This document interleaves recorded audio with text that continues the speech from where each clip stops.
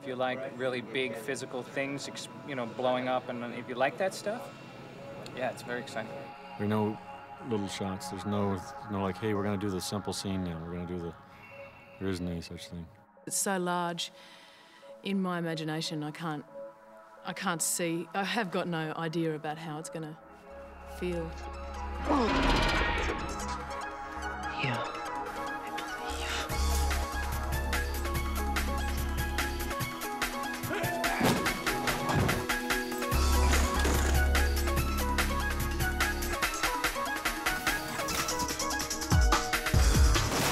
It's a very involved and very labor-intensive sequence with so many people and so many hundreds of crafts all working together.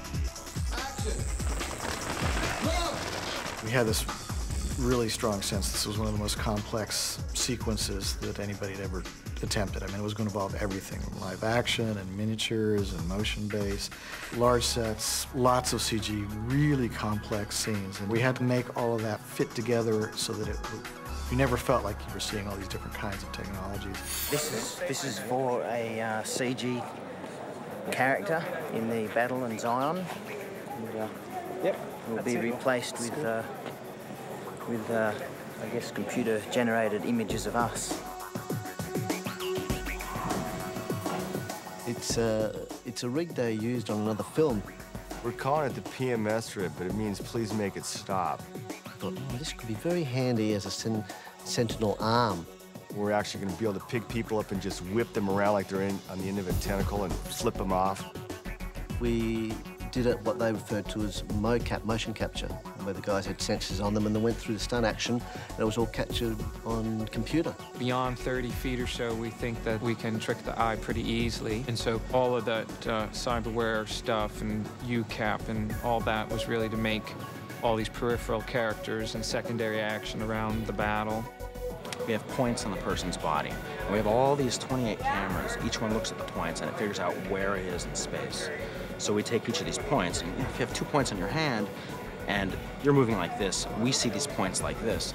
If you want to be able to take a computer image and make it look exactly like a person, how it moves, you have to do this motion capture process. You just have to. A little bit more to the side earlier, like so he gets picked up and he gets taken over here and shucking around? Yeah, like you just went woof. Right, listen up. It changes that. It'll flick up and we'll go a diagonal. The thing I love about motion capture is that this system is the closest thing to Neb docking chairs that we have. Actors come down here, we put sensors on them, and we put them directly in the computer. Stand by, quiet, a little closer to the real Matrix. And John, rolling on take 4. Ready, speed. And Glenn. Action.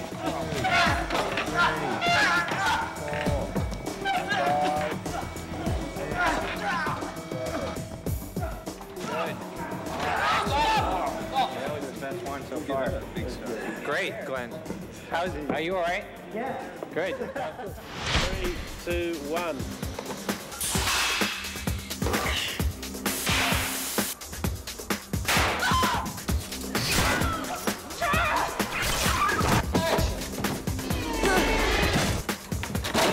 The way we could change that around a little bit too would be to run something behind the bunker. Oh, yeah. Do you want a walkway like that, then? We're going to keep to the horizontal and vertical sort of orientation like that. Yeah, a couple like that.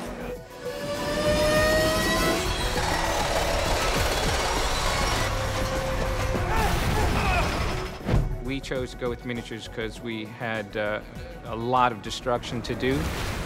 You can't beat it for getting tactile interaction when things are blowing up or being destroyed or smashed. You get a lot of stuff for free right in front of camera. Most of the things that are being built primarily involve special effects, physical effects.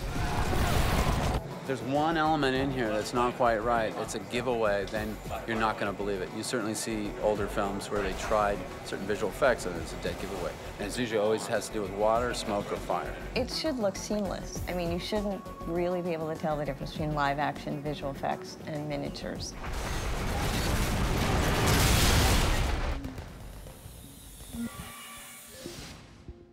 I wanted to draw stuff so you could see how it worked, and so that if they built it, it wasn't just impressions of things.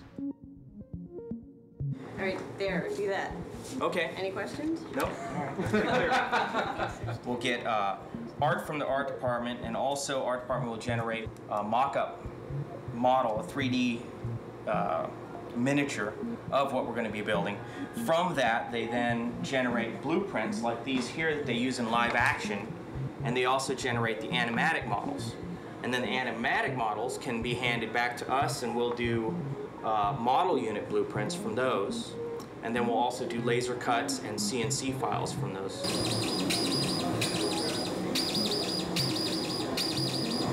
Adam and I will take our AutoCAD files from the computer room in there, and we'll run them through a program that'll translate all the CAD data into an actual tool path that tells the head where to go. And throw in a new sheet.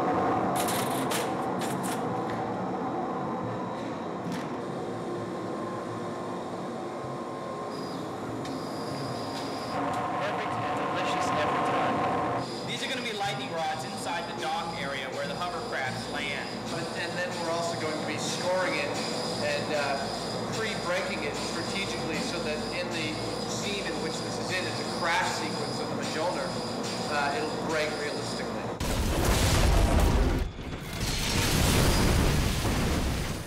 All these amazing people working and real artists working and real craftsmen working. We have the most talented crew. It's just phenomenal. You know, and it's not all computer. Nothing against computers, though. So this is the final result of all the work that the whole team does.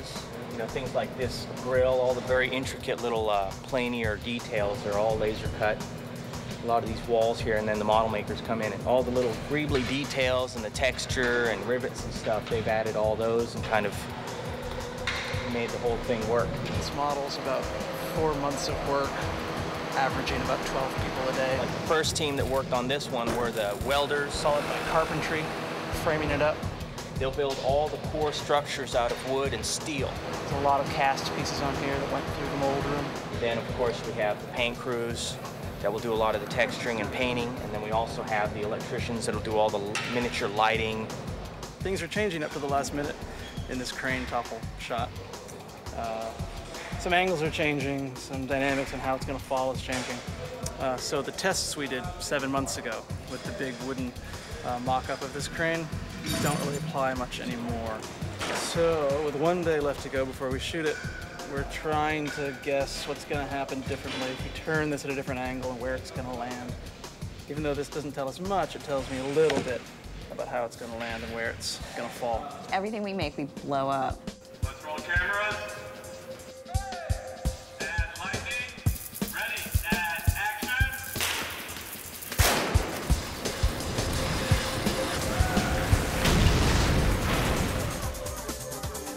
Same time, we were going to make a miniature of a particular object that was going to explode, like the gate of the dock. If we were going to make that anyway, then we were going to try to get that to be as good looking as possible and then photograph it to use as textures for computer graphics. So there are a lot of CG objects that are going to be in the dock environment that were based off of photographic textures of the same miniatures. So it's kind of a hybrid approach. Go! Now! It's really an epic sequence. I mean, it is just huge. And it's unusual because it uses everything that a filmmaker has at his disposal to create something gigantic. It is full of live action photography, integrated with CGI photography, integrated with miniature work. Halfway up, all sabers. Like, you know, just below. Through tremendous breakthroughs in visual effects, breakthroughs in composite photography, breakthroughs in every kind of available electronic and mechanical medium. I mean, it's something that could not have been done ever until right now.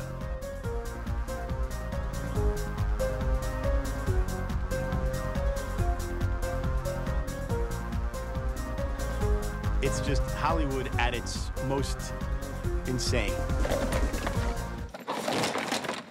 John, the way you treat your staff. Get back to that computer.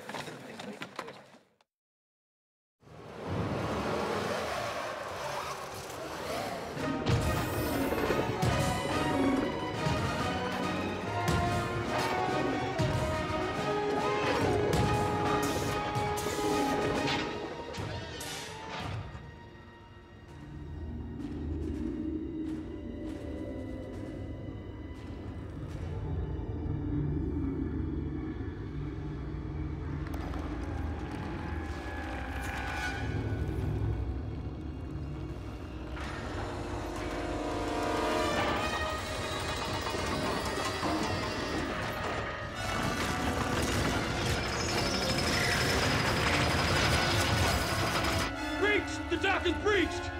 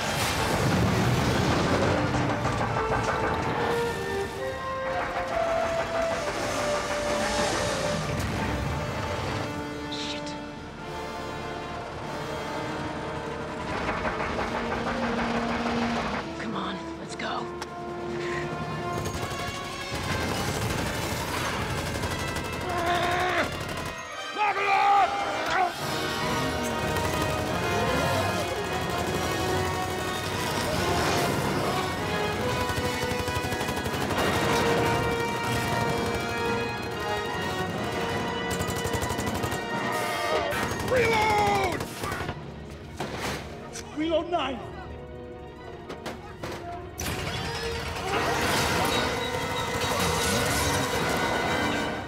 Go, go, move, move!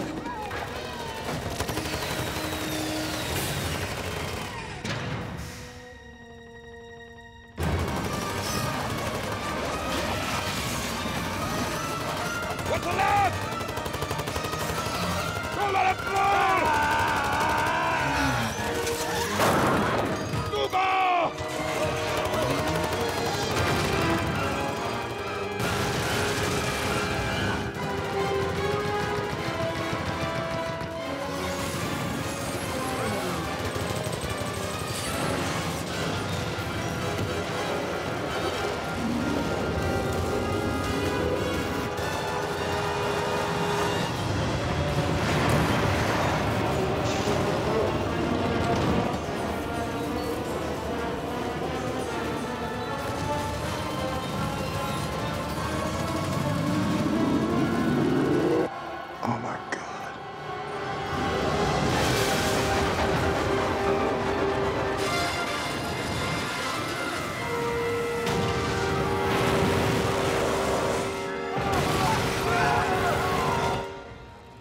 My infantry. I want that goddamn machine taken down.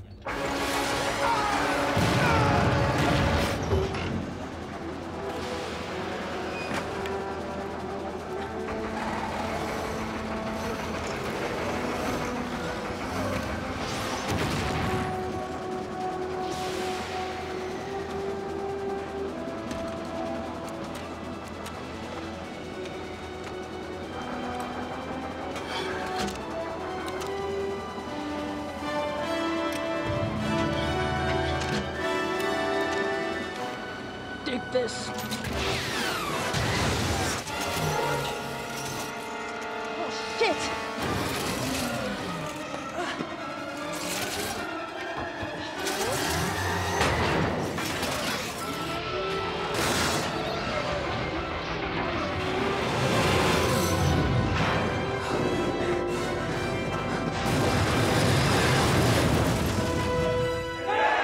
Bogey 2 at the breach point. God damn it.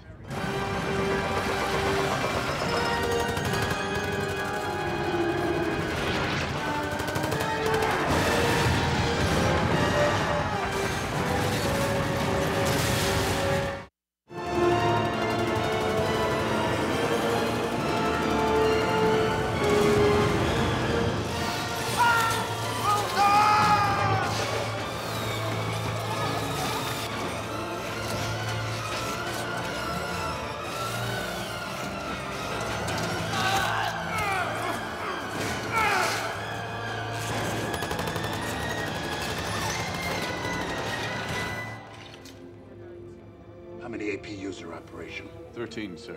Give me the one closest to gate 3.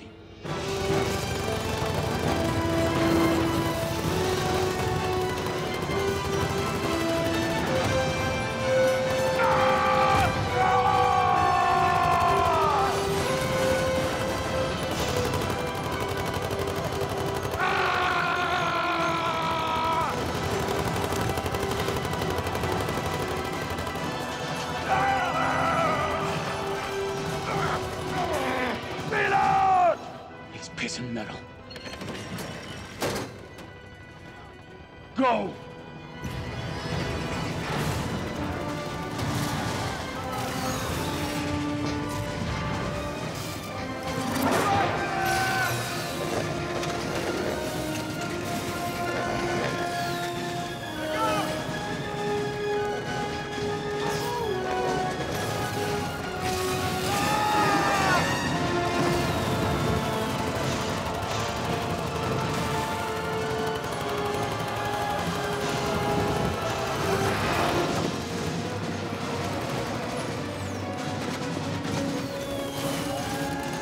Heads up, they're coming down!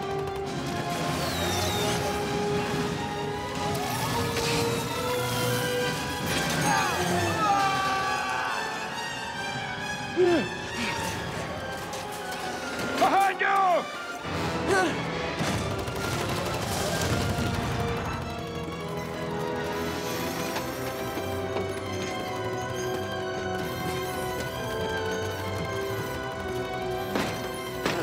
Jim!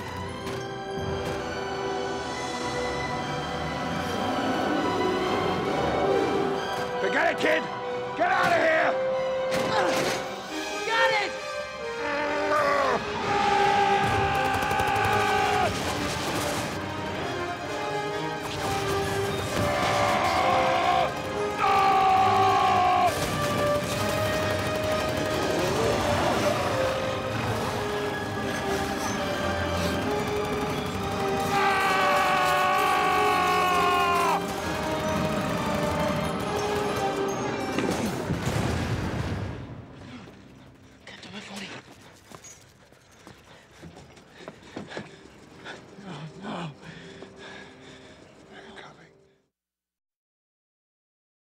Howdy, it's John Gator. This is Anatomy of a Shot for Mifune's Last Stand, the big end for Mr. Mifune. This shot is the beginning of a scene.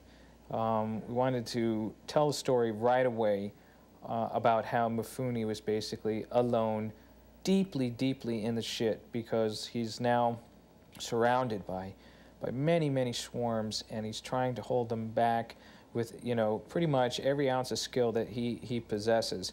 So what you're looking at here is Steve Skroce doing everything he can to demonstrate the immense epic-like nature of this battle. You have a lot to look at. You have swirling swarms, you have individual sentinels battling at the feet of the APU robot. You have the full dock environment, including destroyed zones that are in flame. And you have the main actor, Mr. Mifune himself, doing his thing. We begin the shot with a patented Wachowski boom up, which they like to do a lot in that movie Bound. So they still like doing these kinds of reveals, you know, horizontal plane, sort of show the action. And we finessed that a fair amount, actually. You know, how fast that was going to come up, what distance away, what amount of visibility. Would we start from darkness? So in early stages, you can see, you know, the architecture clearly, but we darkened it down a fair amount. The actual walkway that he's standing on is all CG, although it is derivative of the real sets. It's all based with components from the real set. And the entire dock itself is, it's a CG construction, but aspects of it were stripped off of live-action sets, and some of the miniatures, like the doors in the background, were photographed miniature doors that were mapped onto 3D shapes. So we got all the benefit of the detailing that, you know, painters and sculptors can bring to this process, and we embedded it into our CG version. And the first thing you see is that the Sentinels are right on them. Okay, so you got like prime time on the left. You just saw there was one on the right that just passed by that was sort of ricocheting off. There's guys popping out in the air all over the place. So he's, you know, executing the Sentinel underfoot with one arm while adeptly killing others, pulling them out of the air with the other arm. In our pyrotechnics shoot, we would capture perspective libraries of shredding full-scale Sentinel heads with debris flying off and flame pouring out, and there was a whole recipe for what happens when a Sentinel explodes. This is just a preliminary test evaluating the torque of the pan axis of the motion base to see whether it could spin the carriage fast enough. The basic idea here is that the carriage, meaning the seat that the man is in, since it is surrounded by green, it's going to be stripped off and composited over the top of the animated APU. The frame that you see at the back of the carriage with the red markers is actually being used for tracking. There are little pulsing strobe lights that will help us find the position in space of the carriage. We stripped off the carriage part of the APU that allowed us to put that on a motion base that could spin and rotate its perspective by way of a motion file, and put it in front of a motion control camera that also was being driven by a motion file. These are machines moving quickly, you know, in real time, and there's definite slop. It's a hydraulics-based system. This is like an analysis of the orientation of the camera to the carriage with the position of the APU's body. Of course, that's not the final arm animation. A lot of times what we needed to have absolutely correct was the torso and you know, the sort of relative heights and distances to the camera. The nature of this scene sort of relied upon a great interaction between a real human and the robots. But this isn't superhumans. These are real people here that are attempting to manage and operate these robots. So we figured, okay, we'll photograph all the acting that goes on inside them. It was a common design that was going on between the computer graphics group and the production design groups. It's one of the cooler interactions that we had with the art department was in the construction of this APU. As the shot continues to boom, we get somewhat of a reveal of the dock, which is obviously overrun now with swarms, and the dramatic rotation of the beastie revealing our hero Mifune. It's a classic hero introduction.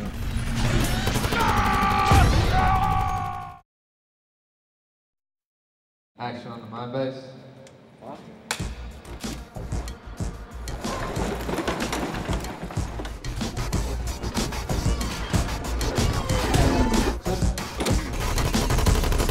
It's basically like a tank.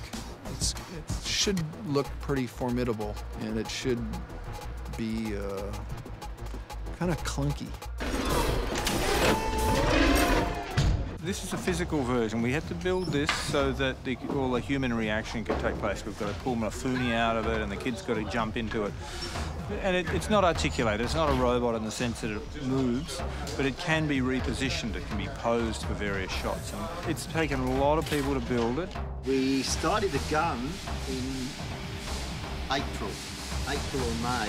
We didn't start the APU proper until the beginning of June, and then we're hoping to have it Supposed to be finished middle of December. These are pieces of the feet. They're part of the arms. It's filled with a foam in here.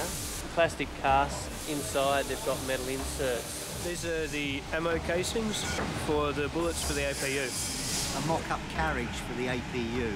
So it's being done in little bits and pieces and put together and made look 100 years old.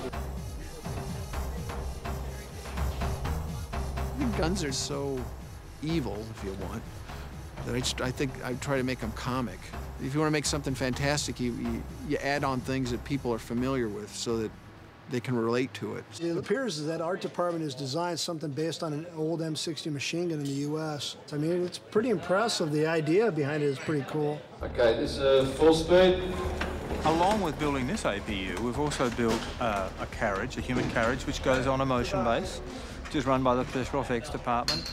And that motion base is run from the programming that the visual effects department have done.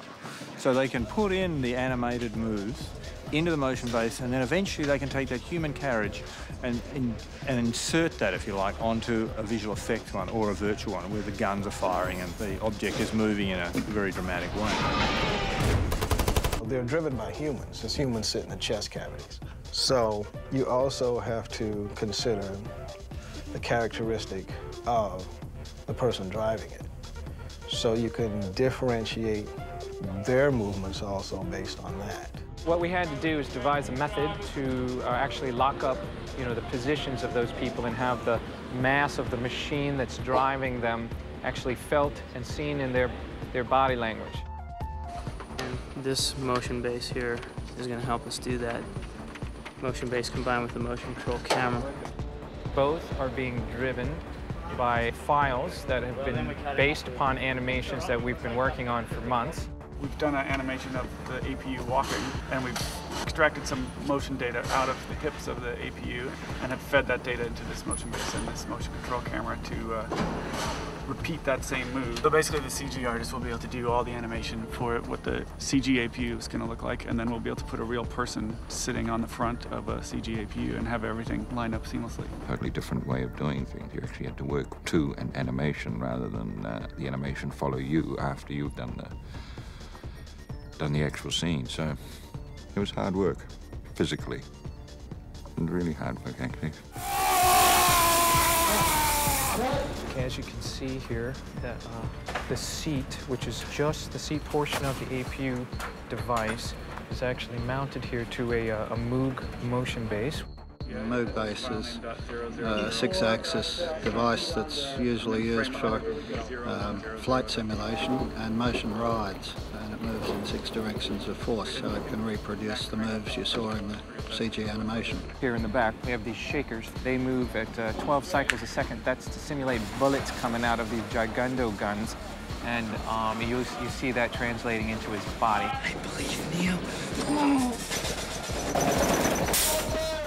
You look up here, this is an array of strobe lights that are all file-driven based on where he's firing at the time. So they are firing off on a cue in relationship to where the position of this seat here. So this area here is dedicated to compositing on the fly, on stage, the results. So this is the whole net effect here of what you need, I guess, to make some. Of course, there must be a simpler way, probably over there, where you take the damn thing and you just shake it around like that. But it doesn't look half as cool, so we go to the lengths that we can.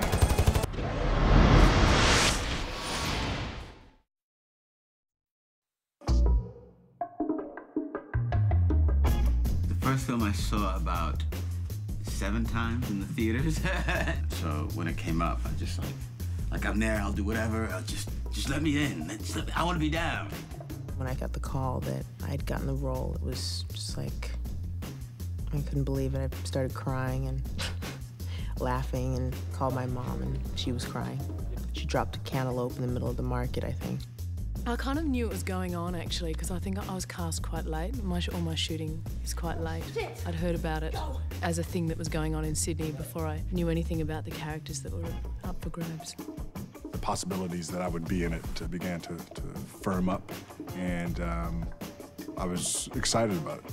I'm blown away by it, really. when they asked me to be part of the next two, it was a great surprise. One place I do have to suspend my imagination is what's happening on the screens as I'm reading the Matrix code. And that was a little tough at first because I couldn't understand what Larry and Andy were talking about. And after a while, I feel like I developed at least a language for me, that a way I could talk to them and they could talk to me and I could understand more. Beyond like, beyond that, and we come up with sentences that sort of sum up the kind of feeling that I understood and Larry and Andy understood. There was a lot of scenes too. It was like 22 scenes, so first, 20, they were a little tough. We got a serious situation here, sir. Performing his duties on the Neb, he is a soldier. He is there, he knows where his position is, what he's supposed to do, what his job is, and that's what it's about. When he gets to go home is when he gets to be in love.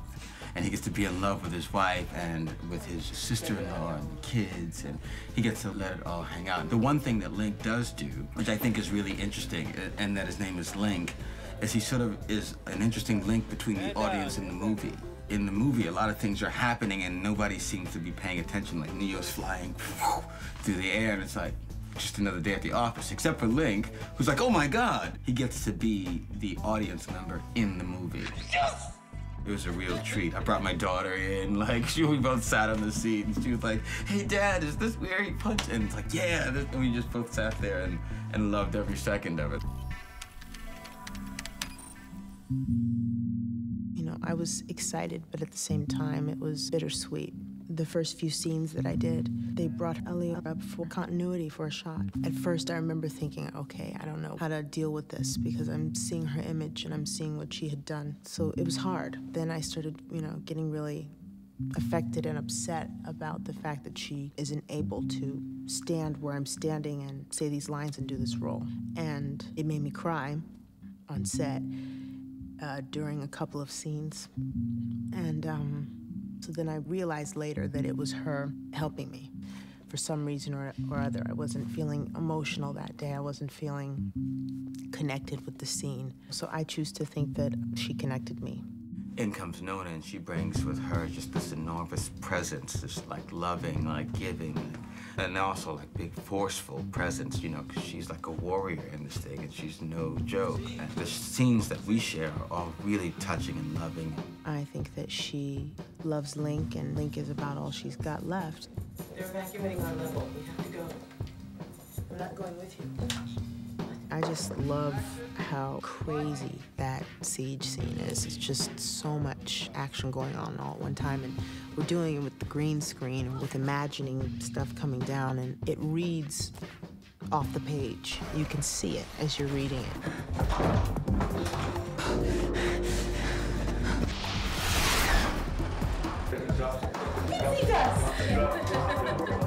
Action. Yes! It's crazy. I knew it was an action film, but I didn't really expect that there would be quite so much action. It was real. It looks amazing, that thing coming down, doesn't it? My thing was real. I was like, ah! Yeah. Oh, mine, so was mine. Yeah, I had to get myself some muscles. That's been an experience too. I'd never been to a gym before, and for the last 4 months I've been there every day, so a bit of a challenge. There's one particular scene last Friday week which I found was a real struggle physically, and I was in pain. Like literally bruises everywhere and chafes. All right.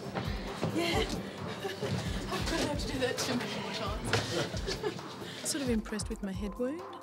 But the scenes have been just mainly combat. I have a massive bazooka that's very heavy, and Z's shoving artillery into the back of it. So, Nona can be up there on the platform and you can, stick it down in the hole and pretend as if she's feeding it to you, you know what I mean? And that's what we do together. We're just coming in and out of hatches, shooting baddies and disappearing. She has a really unfortunate interaction with a sentinel, and she cops it sweet.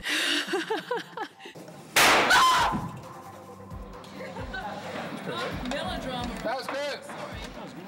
Just give me one clean shot. The brothers are from Chicago, as well as being huge Bull fans. I share that with them. I'm from Chicago, and I'm a big sports fan. And I'm a former seminarian. I studied to be a priest for about 5 years. And they were a lot like guys I went to school with. There was a description that came out on the breakdowns that said, looking for somebody who could physically go toe-to-toe with Fishburne. We both are in love with Niobe, played by Jada Pinkett. She's gutsy, she is beautiful, she's tough. She's the gal that you want in that situation. And it's very easy to see why we would love her, and I think that would cause some problems between two strong-minded, forceful men. I'm going to recommend to the council that you be removed from duty. Perhaps to his detriment. He can only think rationally. He really wants to believe in all of the other stuff, but he cannot. I'm going to be among the surprised viewers, because when you're doing it, you look and there's a big blue-green screen or whatever with tennis balls. That your imagination is doing one thing. Locke is an interesting character, He's doesn't get the girl in the end. He probably gets left with the, he has his gun, and that's about it. You wonder what's going to happen with this guy next. She goes back off with Morpheus, it seems, and what's he going to do? And I think that he has to reassess how he looks at the world. I think once he does that, he might get a girl. You might find some perfectly nice Zionian or whatever they're called. So, in The Matrix 4, Locke's Revenge, I think that it's going to be a really interesting path that he takes.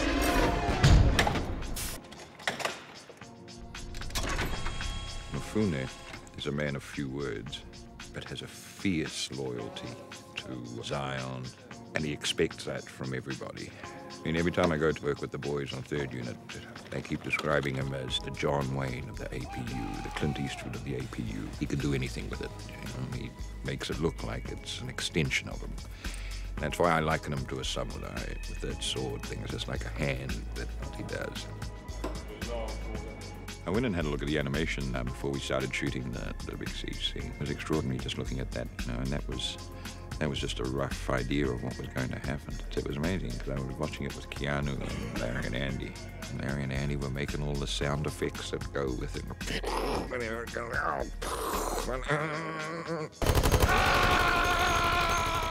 And in terms of filming, just the technical side of it, because everything has to be so precise, I actually had to adjust what I was doing to fit the animation. And so, in terms of technical skill, I was learning all the time a totally different way of doing things. The machine has to come with me. Yeah. I'm already moving into the next move. That's right. I have 4 penetration wounds here, and my face is torn as well. We're talking a lot of blood and a lot of not good-looking kind of stuff in there. What sort of made it funny was every time I looked at the brothers and they came out and they said, yeah, more blood, more. You're sort of down here. By the end, that was like a river of blood. It was it was getting in my mouth. And it opened my eyes to big filmmaking, big blockbuster kind of filmmaking, which we don't often get in New Zealand, definitely not in Samoa, where I'm from. I get to be the person who won the lottery ticket and got to sit in the movie and be a person in the movie. I've actually quite enjoyed this experience. It's taught me a lot. The thing I'm looking forward to the most is being able to see it all back and see how it's all put together. It's going to be fun to watch that on screen because we worked really hard.